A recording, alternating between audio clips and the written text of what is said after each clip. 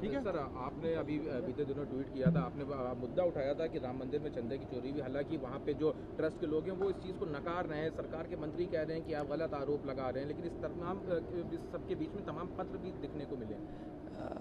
देखिए, जो मुझे जानकारी मिली और जानकारी में ये चर्चा में आया अयोध्या में कि चंदे को लेकर के, उसको चंदा न कहें, हम चढ़ावा कहें, जो चढ़ावा था मंदिर में उसको लेकर के कुछ चीज़ें बाहर निकल कर के आई हैं। और फिर कभी कई अखबारों ने लिखा उसके बारे में, कई जो बहुत ही सरकार के करीब हैं न्यूज़ चैनल, उन तक ने ये कहा कि सीसीटीवी के और जो कैमरे के आधार पर कुछ लोगों की गिरफ्तारी होगी, 4 लोग संदिग्ध पाए गए।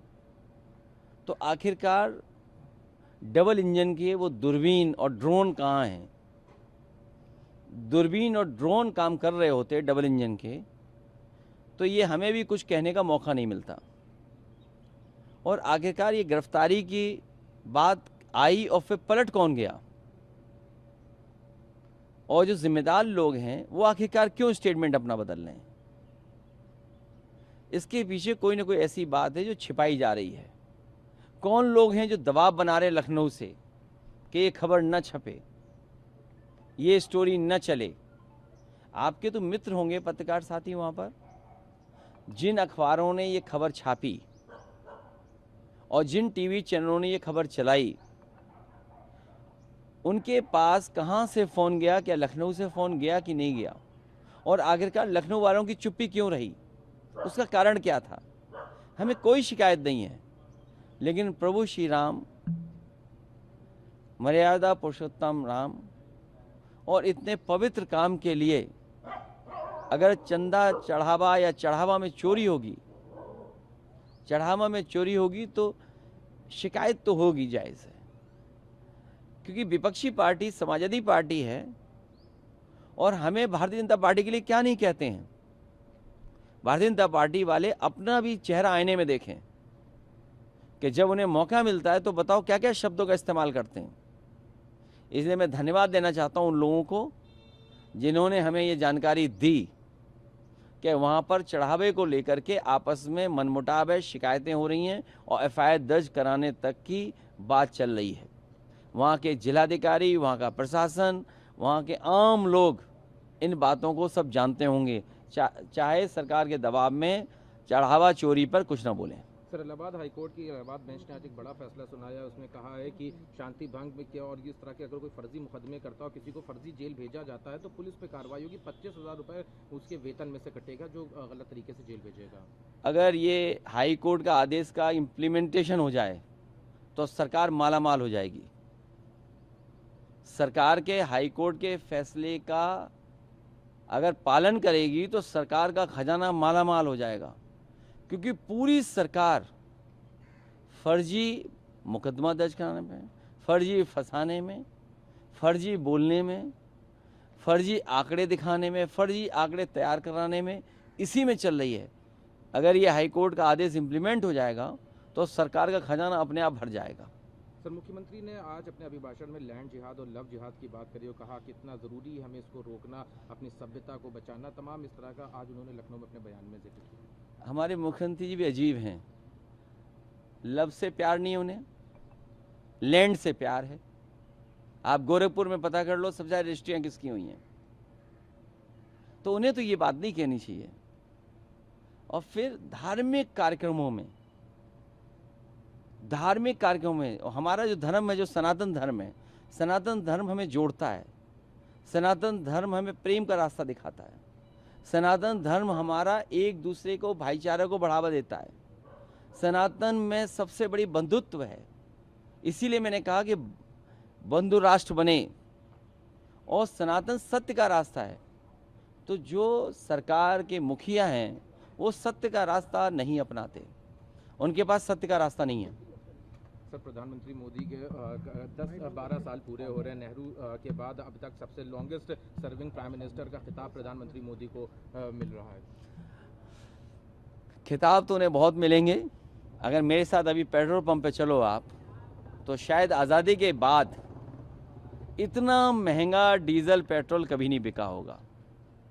और लोगों ने आपदा में आविष्कार किया है कि सिलेंडर को चूल्हा बना लिया। ये भी शायद आज़ादी के बाद पहली बार हुआ होगा। और जिस रसोई गैस के सिलेंडर का इतना प्रचार किया गया, सुना है सरकार वो भरवा ही नहीं पा रही है। और अगर इथेनॉल न मिलाया जाए, डीजल पेट्रोल में इथेनॉल न मिलाया जाए, तो जाने कितनी कीमत होगी पेट्रोल की। और पेट्रोल आज भी अगर हम पंप पे चलें, तो अगर हम ईमानदारी से प्योर, शुद्ध, प्योरिटी का पेट्रोल अगर चाहेंगे तो 150 रुपये से ऊपर मिलेगा। अगर आप कहो तो हम किसी पंप पे चलें अभी जिसमें प्योर पेट्रोल मिलता हो, कहो तो हम चलें अभी आप। और शायद ये 12 साल की उपलब्धि होगी। सबसे क्लोजेस्ट बताओ पेट्रोल पंप कौन सा है, हम चल रहे हैं, आप भी चलो। यहाँ मिलेगा GMO बोलिए। नहीं, GMO दूर हो जाएगा। कैंट में चलिए, केरोसिन खुली है क्या? नहीं, उसमें पेट्रोल मिलता है प्योर वाला। आप कीमत देखिए ना। नहीं, प्योर वाला, विदाउट मिलावट एथेनॉल की। हाँ, विदाउट मिलावट कितने का मिल रहा है बताओ आप? 160 का तो ये देखिए कितनी बड़ी उपलब्धि है कि 12 साल की उपलब्धि है कि सबसे महंगा पेट्रोल भारत को मिल रहा है।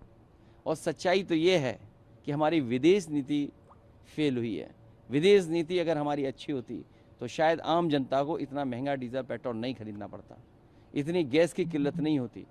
और देखिए आप, नौकरी नहीं, रोज़गार नहीं, इन्वेस्टमेंट नहीं। और क्या सरकार करती है? जब सरकार कमज़ोर दिखने लगती है तो कम्युनल रास्ता अपनाती है। पिछले 10 दिन के स्टेटमेंट अगर मुख्यमंत्री के आप पढ़ें और उनको लिख करके देखें तो आप समझ में आएगा कि कितनी कम्युनल भाषा बोल रहे हैं। और सुना है कोई मंत्री हटाए गए हैं, हाफ कर दिए गए, कुछ दिनों में साफ हो जाएंगे वो। और केवल अकेले साफ नहीं होंगे, सुना है कोई नई सूची बनी है, गुप्त सूची बनी है। एक महाराष्ट्र में बनी है गुप्त सूची, एक यूपी में गुप्त सूची बनी है। और दिल्ली वाले मिला के देखेंगे उस सूची को, तो सोचिए कितने लोगों साफ हो जाएंगे जिनको टिकट नहीं मिलेगी। और कब हटाया गया बताइए आप? बुंदेलखंड, आप अगर गाड़ी रफ्तार से चलाओगे तो कूदते हुए जाओगे।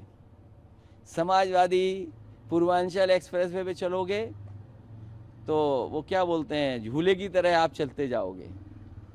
गंगा एक्सप्रेसवे में सुना है कि अभी उसमें से अगर हाथ चला दो ठीक तरीके से तो उसका विटामिन बाहर आ जा रहा है। तो उसके बाद जब सब कुछ कर लिया उन्होंने, सब कुछ अपना इकट्ठा कर लिया, उसके बाद मंत्री जी हटाए गए। बताइए आप, सुना है वो कुछ प्रयागराज में कोई बड़ी नई चीज़ बना रहे हैं, सुना है कोई नई चीज़ बन रही है वहाँ, जो प्रयागराज के लोग कह रहे हैं। तो अब सरकार को चुनाव में जाना है, उन्हें अभी हाफ किया है, इनके साथ साथ बहुत लोग साफ होंगे जिनकी टिकट ही साफ हो जाएगी। एक आखिरी सवाल है, पॉलिटिकल सवाल है। चुनाव की आपने जिक्र किया, 2027 चुनाव आ रहा है, आप गठबंधन में, उस पर तमाम चर्चा रोज़ अखबार में कुछ निकल रहा है कि सीटों का इक्वेशन ये रहेगा। इन सब के बीच क्या कुछ हम लोगों को जानकारी मिल सकती? देखिए, आप सब यूपी में रहते हो, यूपी के बाहर की भी जानकारी है, लेकिन यूपी की बहुत ठोस जानकारी आपको रहती है। कल ही इंडिया गठबंधन की बैठक हुई है और इंडिया गठबंधन के तमाम लीडरों में ये आपस में तय हुआ है कि इंडिया गठबंधन को और मजबूत करना है।